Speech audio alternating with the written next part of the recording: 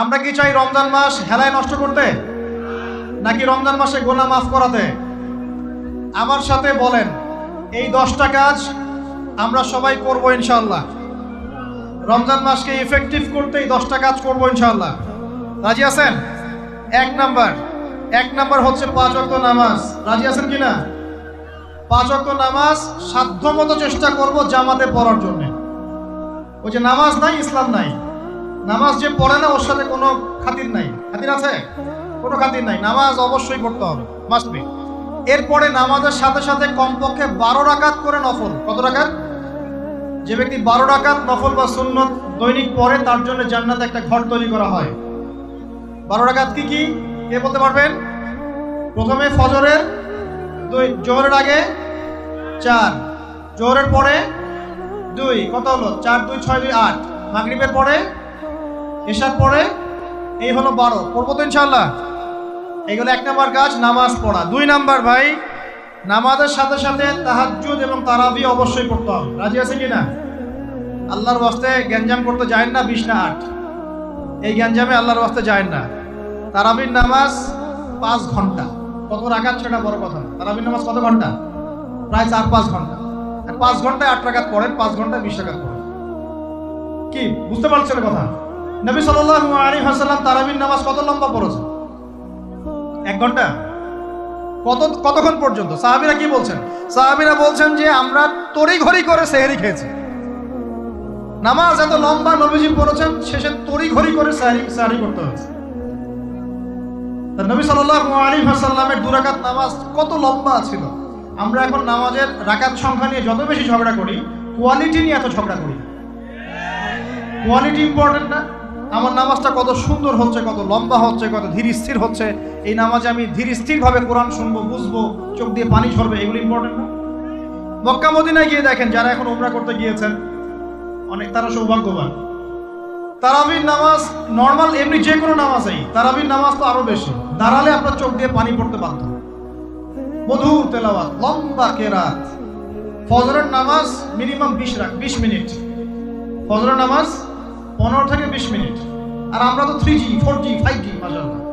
কোন মসজিদে 6G, মানে সূরা ফাতিহা শুরু হয়, ওই শেষে গেলে দলিন শেষ, মানে আর কিছু বুঝলাম না মাস্টার কিছু। এগুলো কি নামাজ? আমরা তো নামাজ পড়তেই ভাই দুনিয়াতে আসছি, নাকি? দুনিয়াতে আসছি কেন? ওমা খালাকতুল জিন্না ওয়াল ইনসা ইল্লা লিয়াবুদুন। তো নামাজই তো পড়তে আসছি ভাই, এত তাড়াহুড়ার কি আছে? ধীর স্থির ভাবে আপনি 8 রাকাত পড়তে চান, পড়েন, লম্বা করে পড়েন, ধীর স্থির ভাবে পড়েন।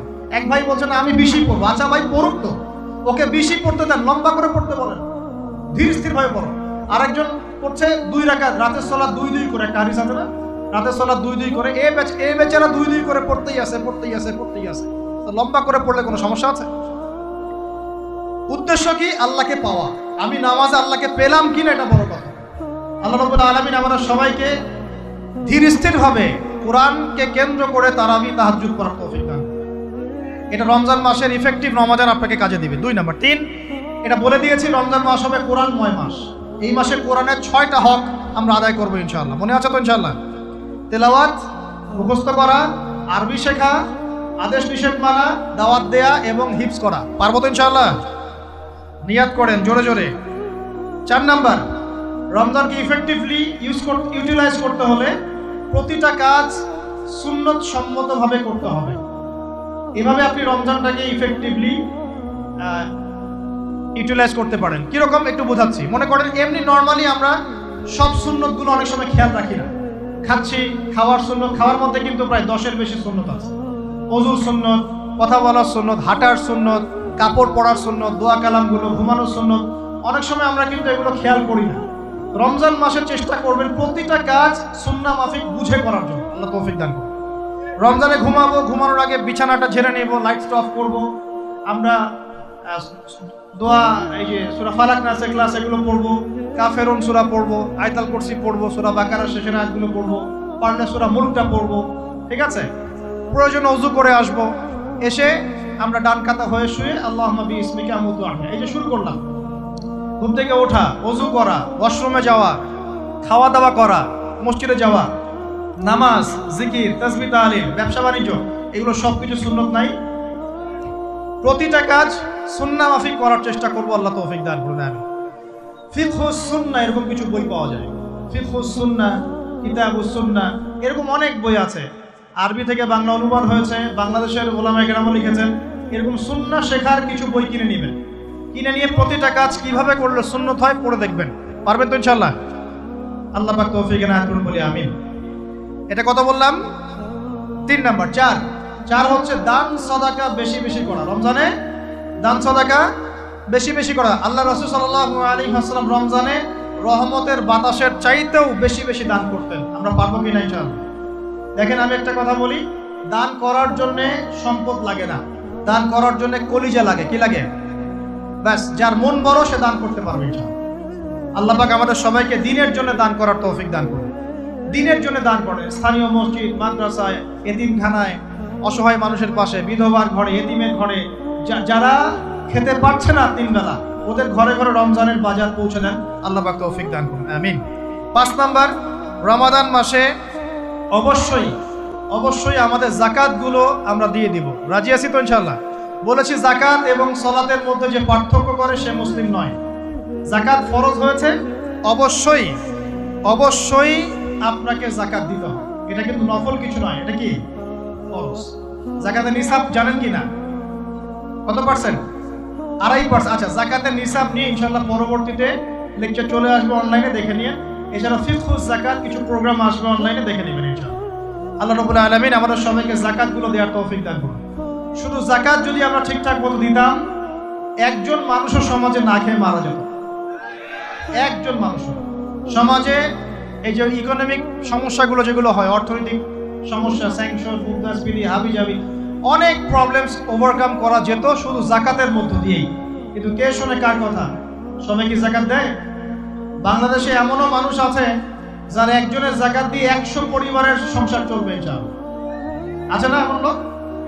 আমরা যাকাতগুলো দেওয়ার চেষ্টা করি, আল্লাহ পাক তৌফিক দান করুন। 7 নাম্বারটা বলে দিয়েছি, রমজান হচ্ছে একটা নতুন জাতির উত্থান। অতএব রমজানে আমরা সমস্ত পাপ ছেড়ে দিয়ে একটা আলোকিত জাতি হিসেবে আত্মপ্রকাশ করবো ইনশাআল্লাহ। আল্লাহ পাক তৌফিক দান করুন। 8 নাম্বারও বলে দিয়েছে, রমজান হচ্ছে জুলুমের বিরুদ্ধে দাঁড়িয়ে যাওয়ার চেতনা। রমজান কি? ওই যে বদরের যুদ্ধ, জুলুমের বিরুদ্ধে দাঁড়িয়ে যাওয়ার চেতনা হলো রমাদান। তাই সর্বস্তরের জুলুমকে আমরা রমজান মাসে রুখে দেওয়ার চেষ্টা করবো ইনশাআল্লাহ। আল্লাহ পাক তৌফিক দান করুন। শুরুটা হবে কোথা থেকে? নিজের থেকে। আমার নিজের মধ্যে কি কি জুলুম আছে আমি আগে দেখবো, আমি কার কার উপর জুলুম করেছি এটা আগে দেখবো, এগুলো আগে প্রতিহত করব, তারপরে আমি ইনশাআল্লাহ তাআলা পরবর্তী দিকে ফোকাস করব। 9 নাম্বার খুব ইম্পর্টেন্ট। 9 নাম্বার আর 10 নাম্বারটা বেশি ইম্পর্টেন্ট। 9 নাম্বার হচ্ছে রোজা রাখা মানে আমরা অনেকেই মনে করি যে না খেয়ে থাকা আর কি পানি ছেড়ে দাও। অনেকেই মনে করি এটা রোজা মানে আমাকে না খেয়ে থাকতে হবে আর পানি ছেড়ে দেওয়া লাগে, স্ত্রী সহবাস ছেড়ে দেওয়া লাগে। কিন্তু এর চেয়ে বেশি ইম্পর্টেন্ট একটা বিষয় আমরা ভুলে যাই, সেটা হলো রমজান মাসে রোজা রাখার অর্থ হচ্ছে আল্লাহ পাকের সমস্ত কবিরা সগীরা গুনাহ ছেড়ে দেওয়া। রোজা রেখেছি, গীবত করলাম, রোজা হবে কিনা? রোজা রেখেছি, মিথ্যা কথা বলছি, হবে রোজা? রোজা রেখে ওই ভদ্রলোক সুদ খাচ্ছে, রোজা হবে? রোজা রেখে অমুক ভাই আমার টেবিলের নিচ থেকে টাকা নিল, রোজা হবে? অমুক ভাই মানুষের সম্পদ আত্মসাৎ করে ফেললো, হবে? অমুক বোন বেপরদায় বাইরে বের হয়ে গেল, রোজা হবে? অমুক ভাই মনে করেন ওই যে গার্লফ্রেন্ডের সাথে চলে গেল ডেট করতে, রোজা হবে কিনা? অনেকে পর্নোগ্রাফি দেখছে রোজা রেখে, রোজা হবে কিনা? এই যে কবিরা গুনাহ যেগুলো আছে, যত রকম কবিরা গুনাহ, এই গুনাহগুলোতে লিপ্ত থাকলে রোজা ভেঙে যায়। আল্লাহ পাক আমাদের সবাইকে কবিরা গুনাহ মুক্ত রোজা রাখার তৌফিক দান করুন। আর 10 নম্বর পয়েন্টটা হচ্ছে এই ভাই, রমজান মাস আসলে মাশাআল্লাহ শিকল দিয়ে শয়তানকে বেঁধে রাখা হয়। রমজান মাস আসলে মাশাআল্লাহ আমরা অনেকেই পাক্কা মুসল্লি হয়ে যাই, দান সদকা করি, যাকাত দেই, তারাবি পড়ি, তাহাজ্জুদ পড়ি, অনেক কিছুই করি। কিন্তু ঈদের দিন আসলেই মাশাআল্লাহ আমরা আবার আগের জায়গায় ফিরে যাই। ঈদের দিন শয়তান যে ছাড়া পেয়েছে এটা বোঝার জন্য রাস্তাঘাটে বের হলেই হয় নাকি? মেয়েদের চলাফেরা দেখলে বোঝা যায়, আরো যে হোটেলে হোটেলে গান বাজে এগুলো দেখলে বোঝা যায় শয়তান ছাড়া পেয়েছে, আজকে বুঝলাম।